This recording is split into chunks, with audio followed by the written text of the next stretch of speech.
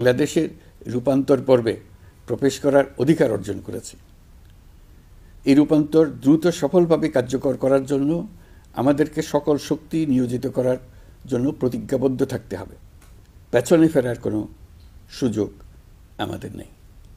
আমাদের এই কাঙ্ক্ষিত রূপান্তরের লক্ষ্য হবে সকল ধরনের বৈষম্য অবসানের রাজনৈতিক আয়োজন নিশ্চিত করা, এদেশে গণতান্ত্রিক ও নাগরিক সমতাভিত্তিক একটি রাষ্ট্র ব্যবস্থা প্রতিষ্ঠা করা, ন্যায়ভিত্তিক সমাজ নির্মাণ ছাড়া জুলাইয়ের শহীদদের আত্মদান অর্থবহ হতে পারে না। ফেসিবাদ বাংলাদেশকে আদর্শভিত্তিক সকল রকমের লক্ষ্য থেকে বিচ্যুত করে গভীর অন্ধকারের দিকে আমাদেরকে নিয়ে গিয়েছিল। আমরা আবার প্রিয় বাংলাদেশকে সাম্য, মানবিক মর্যাদা ও ন্যায় বিচারের পথে ফেরাবার লক্ষ্যে কাজ করছি।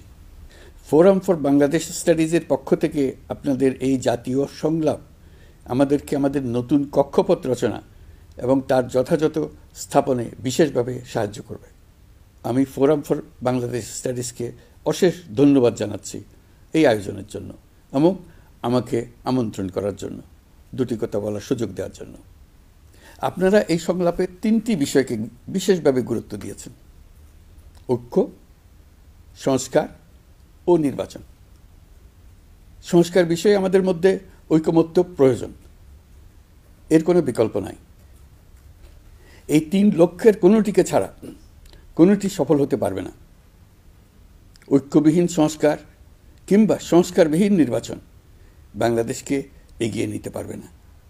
পাশাপাশি আমরা ভুলতে পারি না যে আমাদের ছাত্র জনতা অটুট সাহসে শিশু হত্যাকারী ও পৈশাচিক ঘাতকদের মোকাবেলা করেছে। মানবতার বিরুদ্ধে এমন নিষ্ঠুরতাকে অবশ্যই বিচারের মুখোমুখি করতে হবে। গুম খুন থেকে জুলাই গণহত্যার বিচারের চ্যালেঞ্জের বিষয়টি আপনারা আপনাদের সংলাপের অন্তর্ভুক্ত করেছেন, এতে আমি আশ্বস্ত হয়েছি। সুধীবৃন্দ, জুলাই গণঅভ্যুত্থান কেবল বাংলাদেশকে মুক্তই করেনি, আমাদের স্বপ্নকেও তুমুল সাহসী করে তুলেছে। বাকহীন বাংলাদেশ জোরালো কণ্ঠে আবার কথা বলার শক্তি ফিরে পেয়েছে। এই দৃঢ়কণ্ঠ আবার ঐক্য গঠনে সোচ্চার হয়েছে। ঐক্য আমাদের মূল শক্তি। জুলাই অভ্যুত্থান আমাদেরকে ঐতিহাসিক মাত্রায় বলীয়ান করেছে। গত 5 মাসে এই ঐক্য আরও শক্তিশালী হয়েছে। গণ অভ্যুত্থানের বিরুদ্ধ শক্তি আমাদের মধ্যে ভাঙন সৃষ্টি করার ক্রমাগত প্রয়াস চালাতে থাকায় আমাদের ঐক্য আরও মজবুত হচ্ছে। এই ঐক্যের জোরেই এখন আমরা অসাধ্য সাধন করতে পারি। এখনই আমাদের সর্বোচ্চ সুযোগ।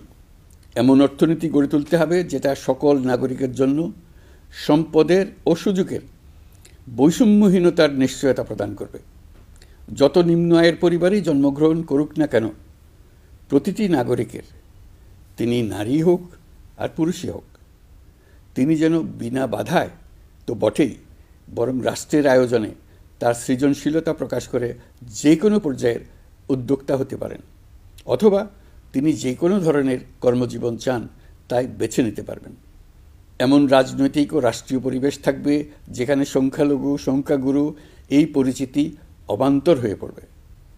সবার একটিই পরিচয়, আমি বাংলাদেশের নাগরিক এবং রাষ্ট্র আমাকে আমার সকল অধিকার প্রদান করতে বাধ্য।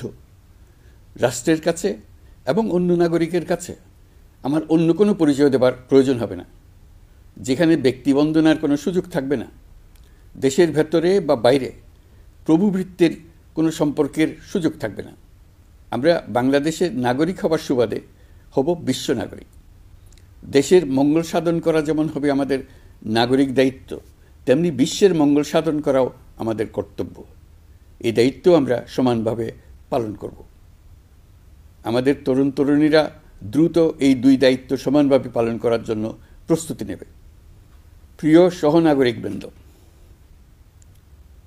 স্বাধীনতার পর অর্ধ শতাব্দী অতিক্রম করে আমরা এক ঐতিহাসিক আত্মত্যাগের বিনিময়ে এক অপূর্ব সুযোগের মুহূর্ত সৃষ্টি করেছি। এই সুযোগ যদি আমরা গ্রহণ করতে অনিচ্ছুক হই কিংবা অপারগ হই, তাহলে বাংলাদেশের ভবিষ্যতের কোনো প্রজন্ম আমাদের ক্ষমা করবে না। আজকের সংলাপের মূল লক্ষ্য হল সবার পক্ষ থেকে সর্বোচ্চ কণ্ঠে ঘোষণা দেওয়া যে আমরা এই সুযোগ কিছুতেই হাতছাড়া হতে দেব না। আমরা একতাবদ্ধভাবে এই সুযোগের প্রতিটি মুহূর্ত সর্বোত্তম কাজে লাগাব। সংস্কারের যে মহান দায়িত্ব ঐতিহাসিক কারণে আমাদের কাছে এসে গেছে, এই দায়িত্ব আমাদের প্রত্যেককে, প্রতি নাগরিককে, রাজনৈতিক দলকে, প্রতিটি সামাজিক, অর্থনৈতিক, ব্যবসায়িক এবং ধর্মীয় জনগোষ্ঠীর প্রত্যেককে দৃঢ়তার সঙ্গে সংস্কারের মহাযজ্ঞে আনন্দের সঙ্গে ঝাঁপিয়ে পড়তে হবে। আজকে আপনাদের সংলাপে ঘোষণা দিন কে কিভাবে এই মহাগৌরবের দায়িত্ব পালন করবেন। সংস্কার ও নির্বাচনের প্রস্তুতি একই সঙ্গে চলতে থাকবে। নির্বাচনের প্রস্তুতির কাজ মূলত নির্বাচন কমিশনের। নাগরিকদের নির্বাচনের তারিখ না পাওয়া পর্যন্ত এই প্রক্রিয়ায় সময় দিতে হয় না। কিন্তু সংস্কারের কাজে সকল নাগরিককে অংশগ্রহণ করতে হবে। যারা ভোটার তারা তো অংশগ্রহণ করবেনই, তার সঙ্গে যারা ভবিষ্যতে ভোটার হবেন তারাও সর্বাত্মকভাবে সংস্কারের কাজে নিজেদেরকে নিয়োজিত করুন। সংস্কারের কাজটা নাগরিকদের জন্য সহজ করতে আমরা 15টি সংস্কার কমিশন গঠন করে দিয়েছিলাম। তাদের প্রতিবেদন আমরা জানুয়ারি মাসে পেয়ে যাব। প্রত্যেক সংস্কার কমিশনের দায়িত্ব হলো প্রধান বিকল্পগুলি চিহ্নিত করে তার মধ্যে থেকে একটি বিকল্পকে জাতির জন্য সুপারিশ করা।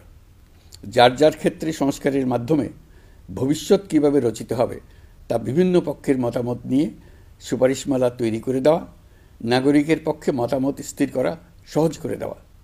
তবে কমিশনের প্রতিবেদনে সুপারিশ করলেই আপনাকে তা মেনে নিতে হবে এমন কোনো কথা নেই। এই জন্য সর্বশেষ পর্যায়ে জাতীয় ঐকমত্য গঠন কমিশন গঠন করা হয়েছে। যেমন একটা উদাহরণ দিই, কোন বয়সে একজন নাগরিক ভোটার হতে পারবেন তার জন্য নানা দেশে নানা বয়স নির্ধারণ করা আছে। নির্বাচন সংস্কার কমিশন নিশ্চয়ই এরকম একটা বয়স সুপারিশ করবে। সেই বয়স আমার পছন্দ হতেও পারে, নাও হতে পারে। ধরুন আমি তরুণদের তাড়াতাড়ি ভোটার করার পক্ষে। যে যত তরুণ, পরিবর্তনের প্রতি তার আগ্রহ তত বেশি, এই হলো আমার যুক্তি। তারুণ্য তাকে শক্তি যোগায়, তথ্য প্রযুক্তির সঙ্গে তার গভীর সখ্যতা তাকে এই শক্তি যোগায়। তরুণরা সংখ্যায়ও বেশি, দেশের ভবিষ্যৎ নিয়ে তার আগ্রহী। নিজের ভবিষ্যৎ নিয়ে তার মতামত দেওয়ার জন্য আমি মনে করি ভোটার হওয়ার বয়স 17 বছর নির্ধারিত হওয়া উচিত। নির্বাচন সংস্কার কমিশন কী সুপারিশ করবেন তা আমার জানা নেই, কিন্তু দেশের বেশিরভাগ মানুষ যদি কমিশনের সুপারিশ করা বয়স পছন্দ করে, ঐকমত্যে পৌঁছার জন্য আমি তা মেনে নেব। সবকটা কমিশন মিলে আমাদের সামনে বহু সুপারিশ তুলে ধরবে। আমরা এখন এমন পর্যায়ে পৌঁছেছি যে যাই মতামত হোক না কেন, আমরা দ্রুত একটা ঐকমত্য প্রতিষ্ঠিত করে সংস্কারের কাজগুলো করে ফেলতে চাই। নির্বাচনের পথে যেন এগিয়ে যেতে পারি সেই ব্যবস্থা করতে চাই। আপনাদের আজকের সংলাপ জাতির সামনে সকলের কাছে গ্রহণযোগ্য এমন একটি প্রক্রিয়া তুলে ধরে আমাদের এই দায়িত্বকে সহজ এবং গতিময় করে দেবে আশা করছি। সংলাপের এই প্রক্রিয়া অব্যাহত রাখার জন্য আপনাদেরকে আহ্বান জানাচ্ছি। এই উদ্যোগের জন্য ফোরাম ফর বাংলাদেশ স্টাডিজকে অশেষ ধন্যবাদ জানিয়ে আমার বক্তব্য শেষ করছি। আসসালামু আলাইকুম। আল্লাহ হাফেজ। ঢালাইয়ের সেরা প্রিমিয়ার সিমেন্ট।